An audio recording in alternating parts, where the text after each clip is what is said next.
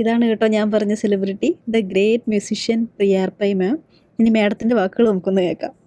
അപ്പൊ ഹീരോക്കയുടെ ഓണറിന്റെ അടുത്തുനിന്ന് തന്നെ ഈ ഒരു പ്രോഡക്റ്റ് ഞാൻ വാങ്ങുകയാണ്.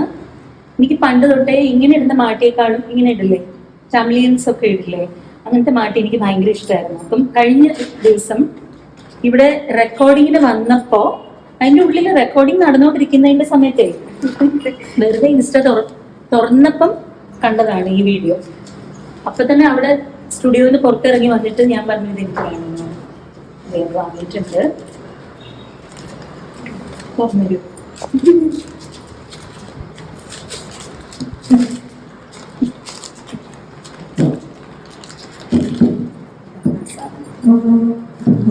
എങ്ങനെയായിരുന്നു, ഇങ്ങനെ ഉണ്ടോ അല്ലേ, ഇങ്ങനെ ഇങ്ങനെ നെല്ലിലേക്ക്. മറ്റേത് ഇങ്ങനെയാണല്ലോ നമ്മളെപ്പോഴും ഇടുന്നത്, ഇങ്ങനെ